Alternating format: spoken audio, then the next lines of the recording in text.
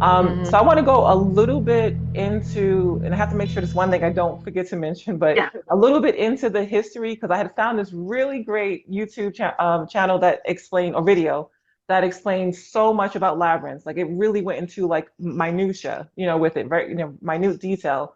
So I want to just mention a couple of things that I have picked up that I thought were really Okay. interesting, and then if you want to add to just the history of labyrinths, and then from there we're going to jump into the metaphysics, and then we can Yeah. end there. Okay. Okay. Good. So one of the things that I saw, and I'll have pictures come up of this, about the labyrinth, is that because you hear about it mostly in Europe, but it is something that is across the world, the same way that pyramids are all across the world. And it just shows you it's a very ancient symbol. So I saw prehistoric paintings of labyrinths on rocks. And they said that, and they mentioned exactly what you said, that they are always near animals and goddess figurines. So there's something about the goddess and the labyrinth. The name labyrinth itself comes from I think the Greek, no, not pre-Greek, Breakfast. labyrinthos, and you can Google it and it'll say that, oh, it's the double-edged axe. But then when you really look into it, there is no actual understanding of what that word means. Like there's a mystery even within the mystery, from what I've seen. But you can confirm, tell us about that. So, which makes it even more interesting. Then I saw things about the Indians, how in Indian or ancient India, they had yantras. They call it yantras, Yantra, and they considered it part of their magical practice. And they use it to ease childbirth, which I don't fully understand, but like you said, I guess it helps. And say the same way meditation can ease childbirth, it would make sense that this could as well. And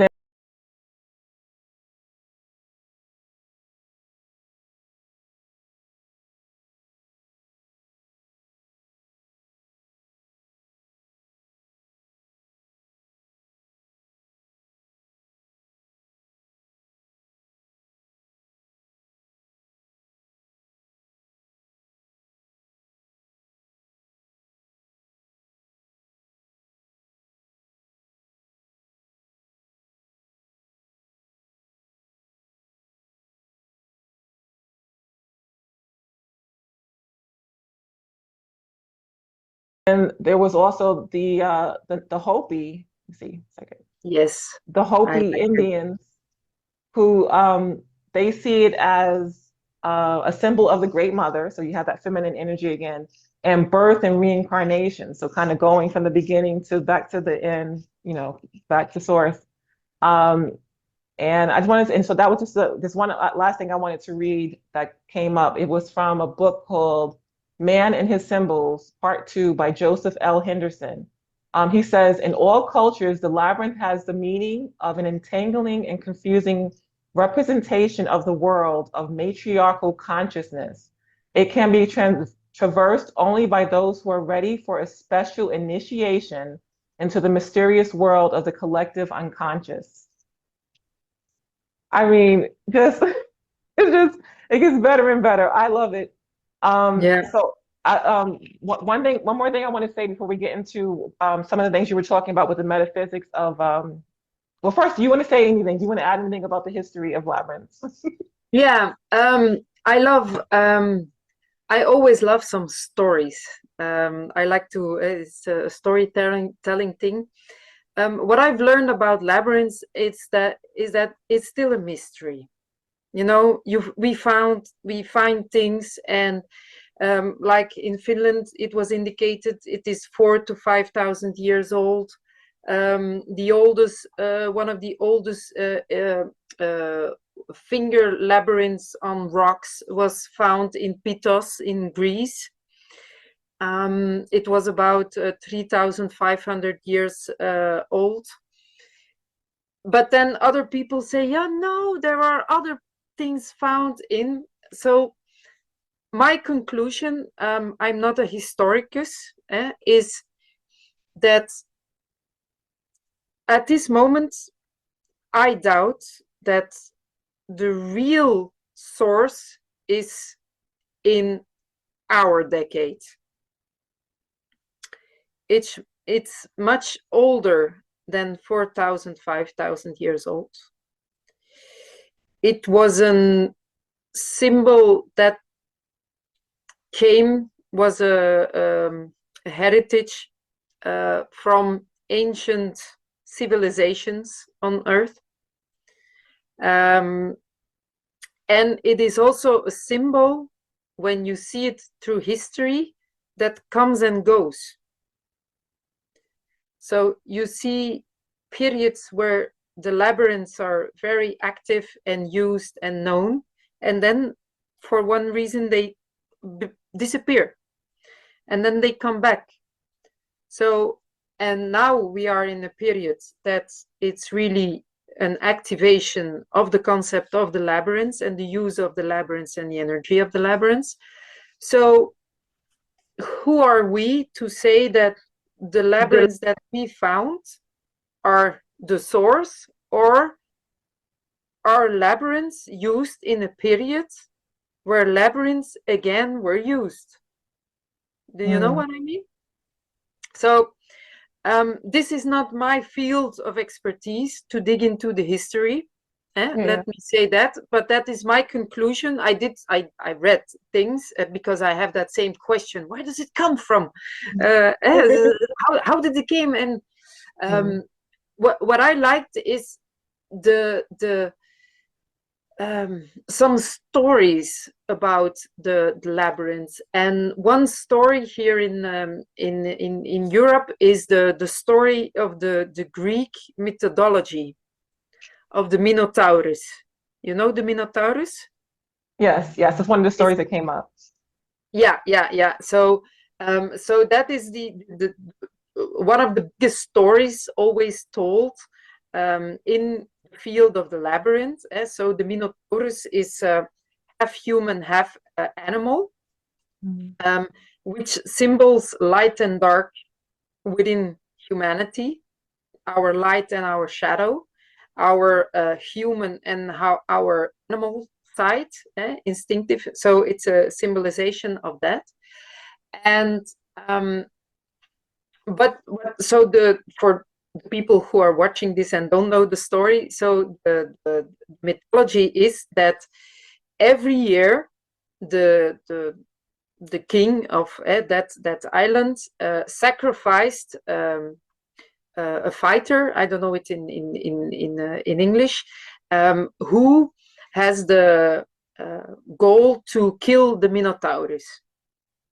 But as the history goes, every man that went in was killed or by the Minotaurus or did not find his way out again.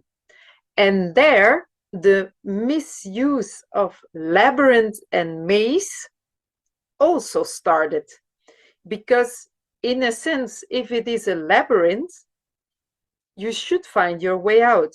It's impossible not to find it. But okay, that's another. I will not. That's how it's told. At a certain moment, a new fighter came to the labyrinth, and on his way to the place, he encountered the woman of his life, Ariadne, on the boat, and they meet. And Ariadne was so concerned of her new lover that she wanted him to survive. And she said, when you enter the labyrinth, use this rope, put it at the entrance, and everywhere you go, when you killed the Minotaurus, you just have to walk back the path of the rope. And then you will find your way out again. And that's also how the story of the rope of Ariadne, I don't know if you know it in the US, started. And it's also an element that is used in labyrinths, because, for example, a labyrinth has a path and a left side and a right side. When you draw a labyrinth like the path of Ariadne, you design the center of the path, so not the walls. For example, in my book, it is designed by the rope of Ariadne. So you walk the line, And in labyrinths, you walk between the lines.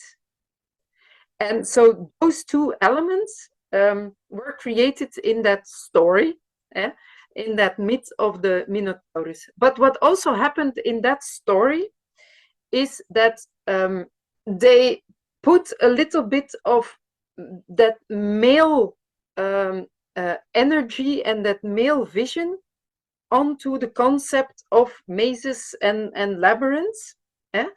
And then you have in here in Europe the more Celtic hedonic version of labyrinths, and those are more formed like a spiral, and they symbolize again more that female representation of a labyrinth. Oh, it's probably Hellenistic. Okay. Hellenistic, Hellenistic. yeah, Hellenistic, yeah, Hellenistic. And so that is one story.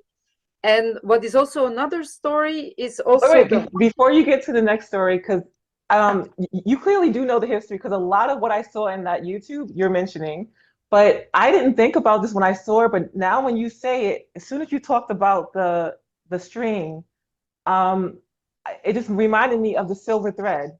The silver thread that keeps, to me, that is completely the symbol of that. Like, it's what keeps us connected to our soul or to source, and it'll help us get right back to where we started. So I love that idea. Wow. Yeah. Okay, go ahead. Yeah, no problem, no problem.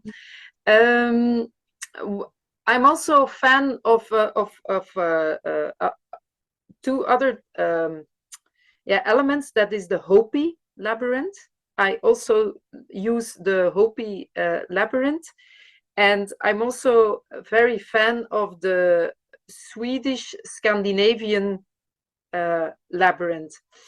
And so about the Hopi, and also in Scandinavia, two stories. The Hopi, there is a big connection with Earth, with Mother Earth, but they also used it as a ritual, a celebration of the. So in the center of the labyrinth stands a woman, and it is at the entrance there stands a man, and he starts his hero journey to enter the labyrinth and to conquer the woman, but in the essence it is also to find his own femininity, and to bring that into balance. So that is also a very nice ritual celebration, symbolic of that. And another story of Sweden and Scandinavia. So in Europe, there is a big concentration of labyrinths in Scandinavia. It was, and the funny thing is, the moment that I was in Scandinavia, well, on my last day, I encountered labyrinths. So I was in the center of all the labyrinths, and I didn't even know it. So now the second part of the journey goes back to Scandinavia for sure. And in Scandinavia, you find a lot of labyrinths with bricks, and you find them on the coasts area of the different countries, and they were used in history for the fishermen and the fisherwoman. So before the fishermen went on to the sea to catch the fish, they did a labyrinth to ask for a good fish production, to get a big amount of fish. And then when the men entered the sea, the women came and they asked for a safe trip and a safe journey back. And that is how in history a lot of the Scandinavian labyrinths were used. Yeah.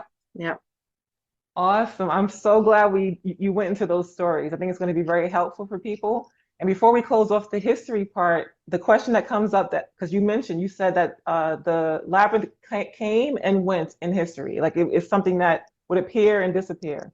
Do you have any feeling or understanding? Do you feel like during the times that the labyrinth was around, like was it more peaceful? Because I mean, if you think about it, if you're going to no, okay, so it didn't have any effect on peace. Yes, yes, yes. Oh, it is. It is. Oh. Yes, yes, yes. That's why they are needed. But so the moment they occur is when Earth is in chaos, Ah, and then to repair that chaos and to create that harmony peace. again, Oh, okay. you Wow. get an activation of the labyrinth energy.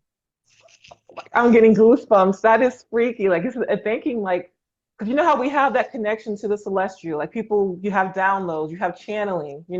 There's always help coming from above. And imagine if the labyrinth is something that I am getting goosebumps. Is something that comes down to bring peace. Part of the reason why I even looked into labyrinths and found you was because one of the NDEers, I didn't interview her, but I've seen her story. She mentioned, and I saw this years ago. She mentioned in the middle of her story, she goes, one of the downloads that she received from God or heaven or the angels was that labyrinths are very important. Like they're going to be very important on this earth. So Yeah. that's why I'm saying you are clearly a pioneer and you're going to be part of that movement. And I'm so excited to be able to speak to you. It is awesome. Thank So you. awesome. Okay. Yeah, So I also feel that it's a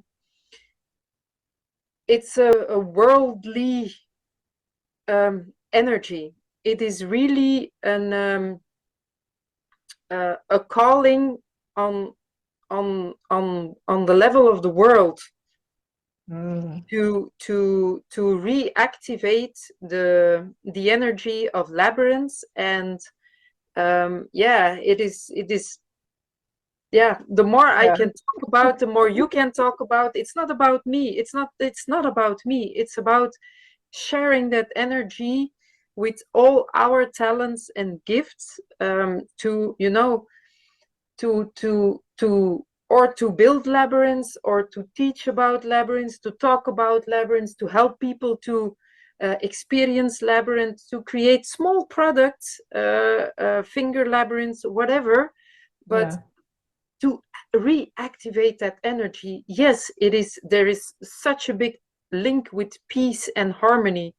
mm, And it appears when there isn't any, when it's yes. completely broken and we need to repair it. Yeah. Yes. And I have land upstate where I had issues with peace and hatred from neighbors and stuff. So I kind of Yeah. abandoned it. It's sitting there. But I love the idea. Like something was telling me, put a labyrinth on it, And especially after I saw your website, I said, oh, I didn't even think that was not a possibility. So I'm thinking now, the more that we speak, that might be the first thing that I need to put on the land to help to bring that harmony and to activate that energy of peace. That would be Yeah. awesome. I'm Yeah. definitely going to put that on my list to do. Yeah. Um, Sure. so let's go into a little bit of the metaphysics and then we can wind down. And Yeah. at some point, we have to make sure that we explain exactly how people are healed with labyrinths, because I've seen it on websites where people have like addictions and stuff. So it helps clearly with emotional issues, but it can also help with addiction. I feel like it can help with anything that the mind can heal, which is anything, if you think about it, right? Just pretty much anything. Um, but I love that and this is something that I did not know. So I really want to talk about this for a minute because I believe in ley lines. I believe in these Oh. portals and vortexes. Like I used to live in Arizona and I love Sedona with all the energy. So you're not saying, oh, I need to put a labyrinth where this ley line or this portal is. You're saying that are you saying that they create, like where you place it starts to open up that energy, a different energy? Like, can you just go into that a little bit about the placement of the labyrinth? Yeah, that's a very good question. And let's see if I have I have the answer to that. Because labyrinths activate places. And when I enter a space, for example, there is a health center, and they ask me, we want to put a labyrinth here. Where should we put it?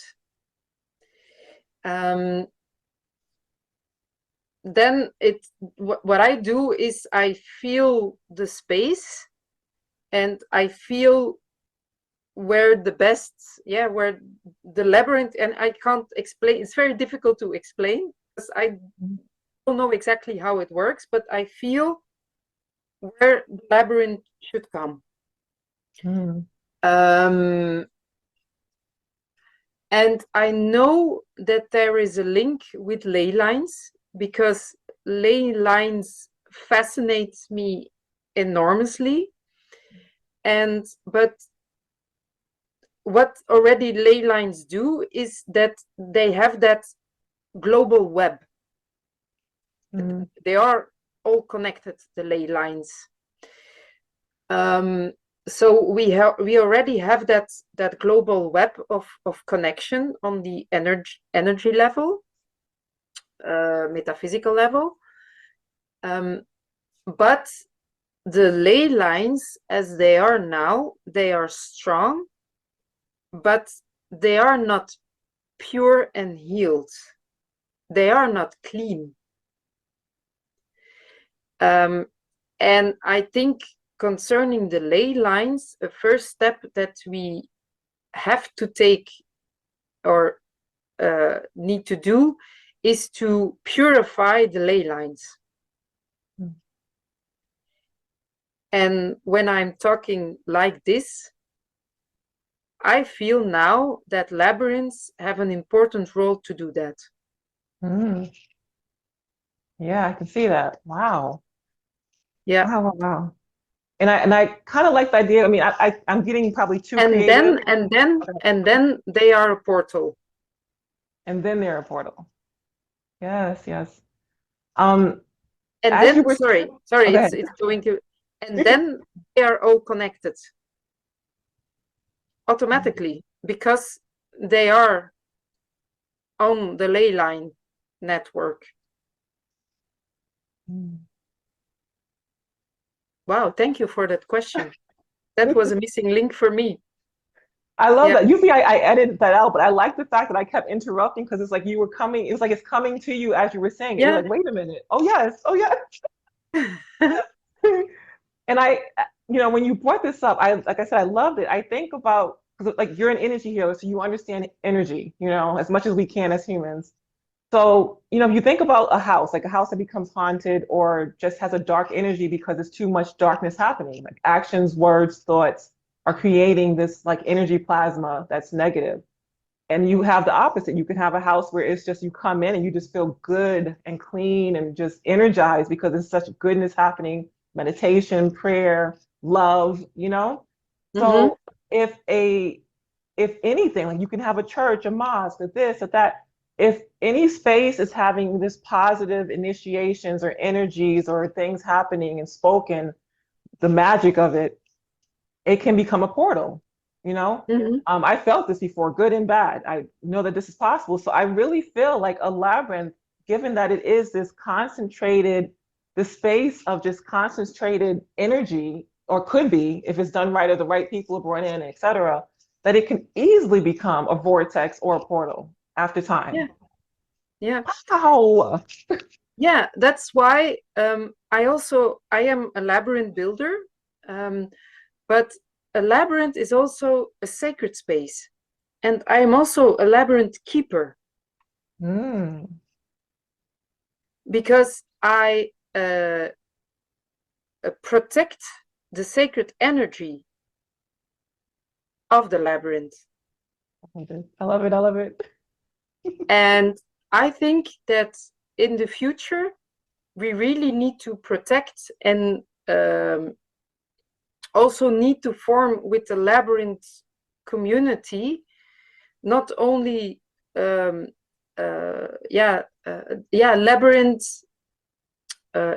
holders, the holders of the energy of the labyrinth. Guardians. Guardians. The guardians. Yeah, the guardians. I love it. Because that is amazing.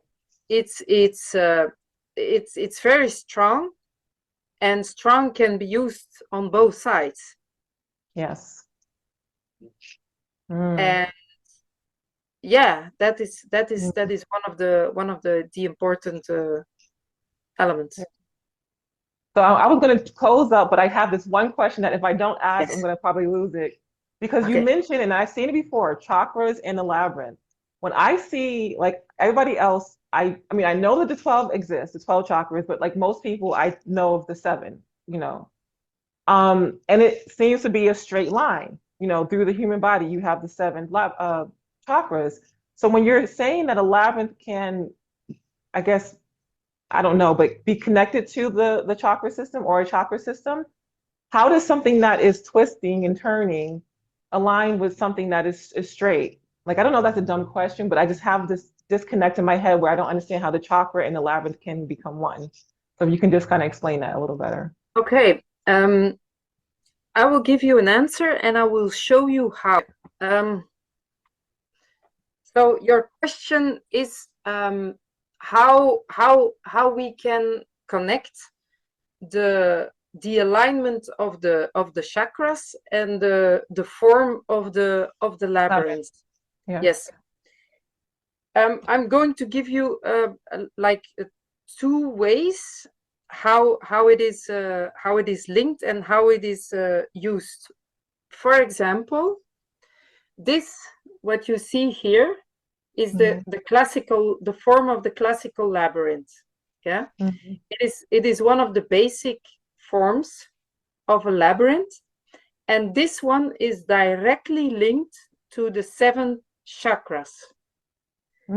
They are healed, and they are all in that one labyrinth. And how is it, and how is it done? And you see the spiral form, so it's not one straight line, but that's not the problem. So it's organized by the amount of arms. We call every path here, we call it an arm. So this is a 7th arm labyrinth. And each arm stands for a chakra. So this one is the first chakra. And this is you can find drawings also online where this area, it has the color of red. So this is the 2nd chakra, the orange one. This is the 3rd, the sacral chakra. This is the yellow, the green, the light blue, the indigo blue, and the violet.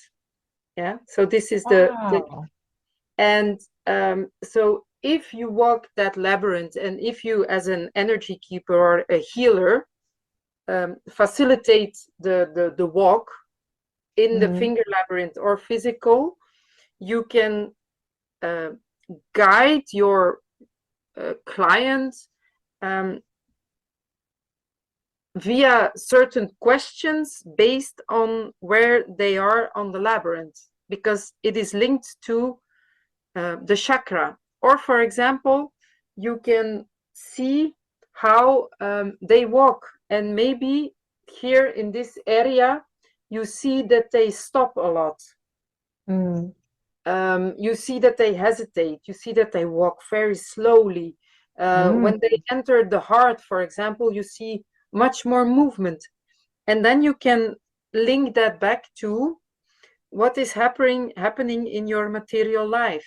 Are there some challenges? Oh yeah, I have a crisis here and a bit there. And okay, I saw that in the labyrinth. You know, so that is one way. And to make another correction, the chakras, it's not one line. It are 7 spirals. Okay, yes.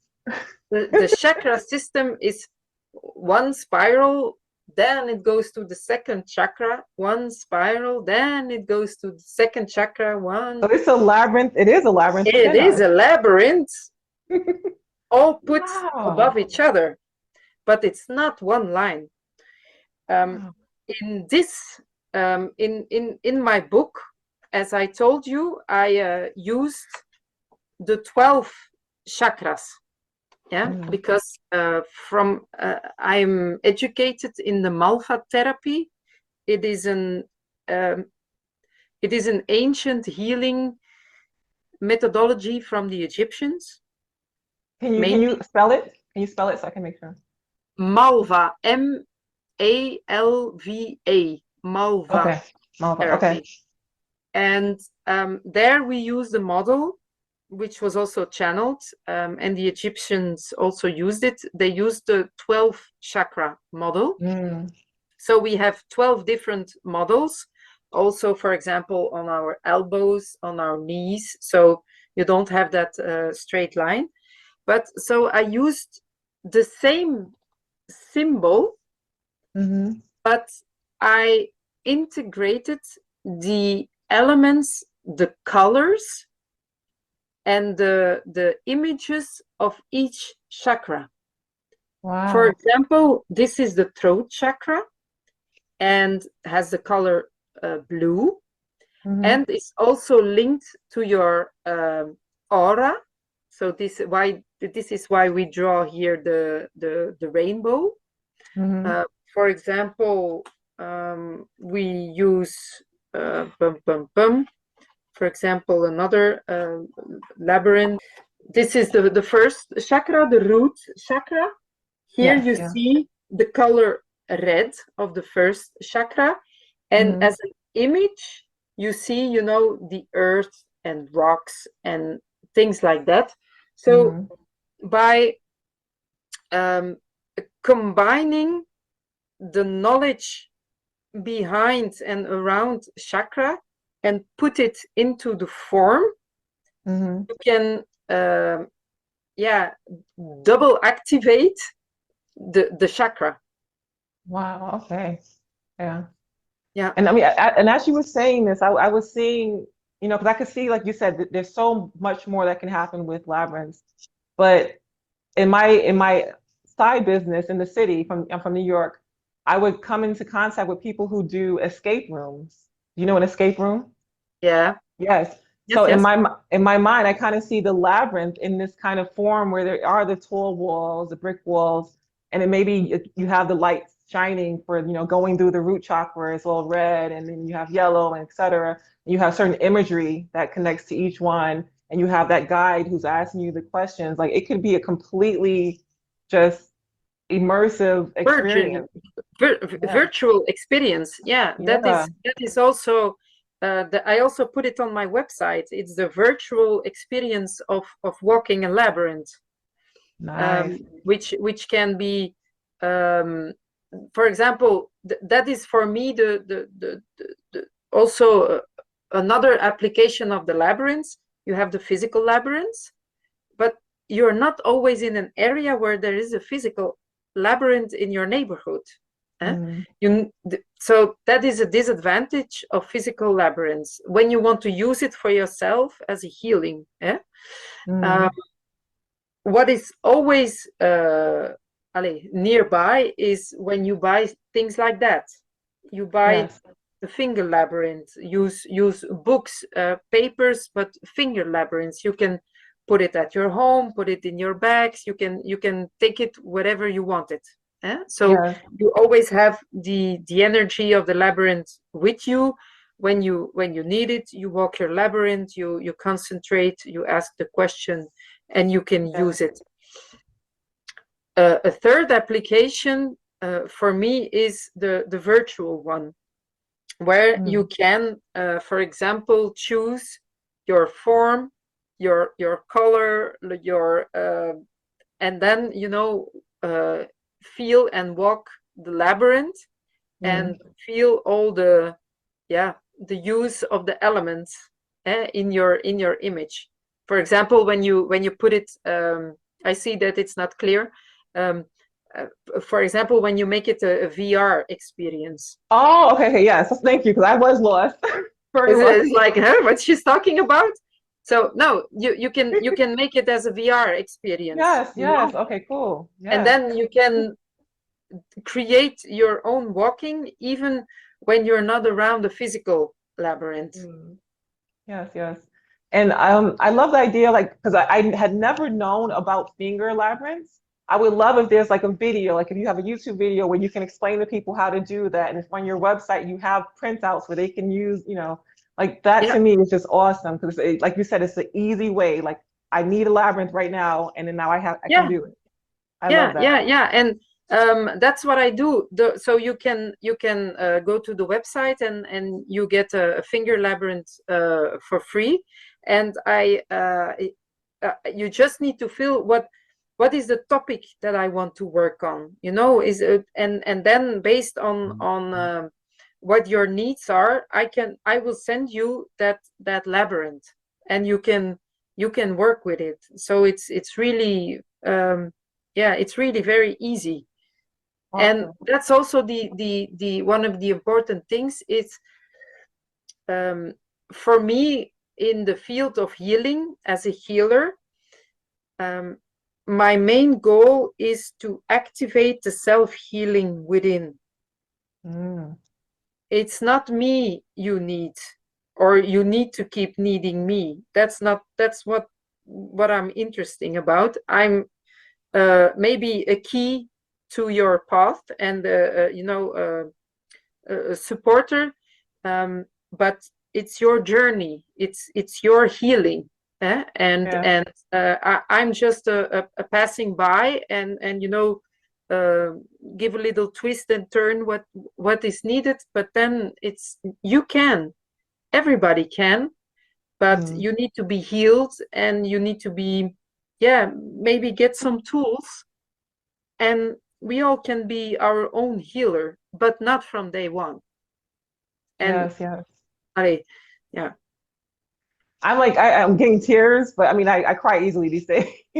But I don't know you. Literally, this is our first conversation, but I can tell that you are a true healer for saying those words. Like it reminded me of like a passing conversation I had with someone that had serious mental psychiatric issues, and they were mentioning that they had been seeing the same psychiatrist for like 20 plus years, and I was just like.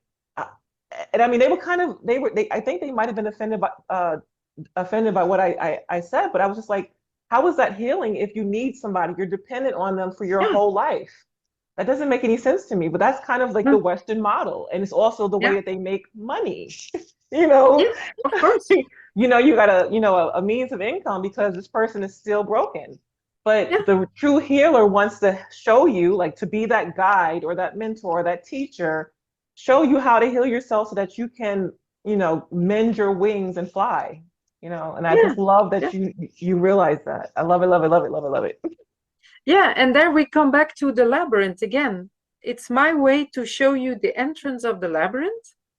I'm the keeper, so you know you're safe, but you walk the path. Mhm. Beautiful. We're going to end it right there. That is just absolutely beautiful. So just tell people how to contact you, say the website. I'll have everything come up. So website, Okay. the name of your book, if it's in English or if it will be in English, It all will that good be, stuff. it will be. So please send me a lot of requests to write it in English. Now it's in Dutch, of course, because I'm Dutch speaking, but it's sold out. So Mhm. I'm going to write the second version of it, and let's say if I have I don't know 20 requests, I don't know. Mhm. I'm for sure going to make it in English. And how you can reach me? Well, my website is called neolabyrinthium.com, and I think I'm very reachable from there on. You can contact me. You can fill in if you have a question. Um, my email is there. There is a form. You can download the Finger Labyrinth. Yeah, I Mhm. love to connect. And thank you so much for finding me. And And I really did find you. Like it was, I don't know how I found you, but I'm glad I did because I'm telling you, most of this conversation, I've had goosebumps. I'm like about to cry. Like I feel the energy, and I just really see just the beauty that you're going to bring in onto this planet that needs it with this symbol. Like I see it. I see it in my mind's eye, and I am just like blown away by what you're going to do. I really am. And I thank you so much for taking the time to speak to me. You know, this was just everything. I really, truly, like, I'm sending you all this love. I thank you so much. I thank you. And I thank you for your heart and your healing and all the good that you're going to do. I send you so many blessings. I really do. All Good luck. right. Bye. Thank you. Thank you. All right. Have a good evening. Bye.